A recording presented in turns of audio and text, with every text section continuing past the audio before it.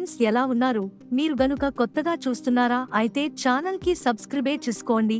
ఇంకా చాలా మంచి వీడియోలు వస్తాయి. ఈ మధ్య కాలంలో కొత్త ప్రోగ్రామ్స్ వస్తున్నా తెలుగు బుల్లితెరపై ప్రసారం అవుతోన్న సీరియళ్లకు ప్రేక్షకుల నుంచి భారీ స్థాయిలో స్పందన దక్కుతూనే ఉంది. మన టెలివిజన్ పై ఇప్పటికే ఎన్నో ధారావాహికలు విజయవంతంగా ప్రసారం అవుతూనే ఉన్నాయి. అలాంటి వాటిలో స్టార్ మా ఛానల్లో ప్రసారం అవుతోన్న కృష్ణ ముకుంద మురారి గురించి ప్రత్యేకంగా చెప్పుకోవాలి. ఏడాదిగా ప్రసారం అవుతోన్న ఈ సీరియల్ రోజు రోజుకు ఎంతో ఆసక్తికరంగా నడుస్తోంది. దీంతో ప్రేక్షకుల నుంచి దీనికి ఆదరణ మరింతగా పెరిగిపోతోంది. ఈ నేపథ్యంలో కృష్ణ ముకుంద మురారి మంగళవారం ప్రసారం కానున్న ఎపిసోడ్లో ఏం జరుగుతుందో మీరే లుక్కేయండి. మరి సోమవారం ఎపిసోడ్లో ఏం జరిగిందంటే, ముకుంద కనిపించడంతో మురారి ఆలోచనలో పడతాడు. దీంతో కృష్ణ వచ్చి ఏమైందని అడుగుతుంది.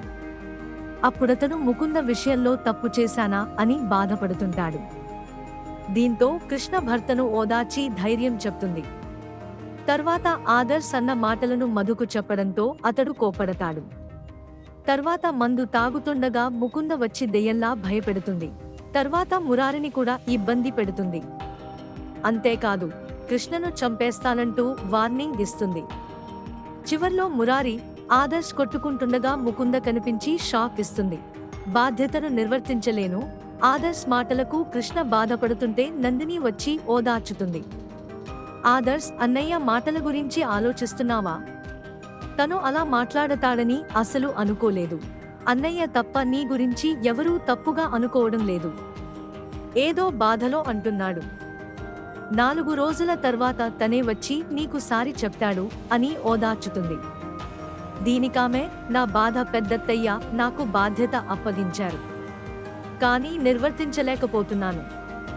ముకుంద, ఆదర్శ్ను ఒక్కటి చేయాలని అనుకున్నాను, కానీ ఇప్పుడు ముకుంద ప్రాణాలతో లేదు. దానికి కారణం నేనేనని ఆదర్శ్ అంటున్నాడు. ఎందుకు ఇలా చేశావని అడిగితే ఏం సమాధానం చెప్పాలి అని బాధపడుతుంది. దీంతో నందిని, అమ్మ వచ్చేలోపు ఆదర్శ్ మారతాడు అని ఓదార్చుతుంది. భ్రమైనా నిజమైనా కావచ్చు, ముకుంద దెయ్యంలా వచ్చిందని మధు భయపడుతుంటాడు. అప్పుడు మురారి అతడికి ధైర్యం చెప్తాడు. అలాగే ముకుంద విషయంలో భయపడాల్సిన పని లేదు. అది నిజం కావచ్చు, భ్రమ కావచ్చు, చివరికి నీ నీడ కావచ్చు. మనం భయపడే కొద్దీ భయపడుతూనే ఉంటాం. ధైర్యంగా ఉంటే దెయ్యం కూడా పారిపోతుంది అని చెప్తాడు. కాని మధు మాత్రం ఎంత చెప్పినా భయపడుతుంటాడు. తర్వాత మురారి గదిలో ఆలోచిస్తూ కూర్చుంటే కృష్ణ వచ్చి ఏమైందని అడుగుతుంది.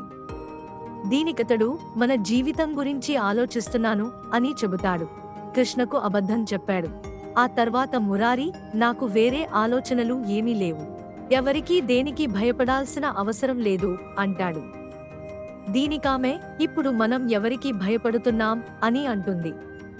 కాని అతడు మాత్రం ముకుంద ఆత్మ తనకు కనిపిస్తున్న విషయాన్ని దాచేసి రేపు హాస్పిటల్ ఓపెనింగ్ కు వెళ్తున్నాం అంటాడు. కాని కృష్ణ మాత్రం వద్దని అంటుంది. దీంతో ఆమె మూడ్ మార్చడానికి మురారి కాసేపు సరదాగా మాట్లాడతాడు. మరోవైపు ఆదర్శ్ తాగుతూ ఉంటే సుమలత వచ్చి, నువ్వు ఇలా మందు తాగుతూ ఉంటే నీ ఆరోగ్యం ఏమైపోతుంది అంటుంది. సర్వనాశనం చేసేశారని సుమలత మాటలతో ఆదర్శ్, మీరందరూ కలిసి నా మనసుని నాశనం చేశారని అంటాడు. దీనికామె, నిన్ను ఇలా చూస్తే అమ్మ ఏమైపోతుంది, భయంగా ఉంది అంటుంది. దీంతో ఆదర్శ్, నాకు జరిగిన అన్యాయం చూసి వాళ్ళ అంతు చూస్తుంది అని కోపంగా చెప్తాడు. తర్వాత ఆమె, నువ్వు అనుకున్నట్టు కృష్ణ అని చెప్పబోతుంటే తన పేరు కూడా నా దగ్గర తీసుకురావద్దు.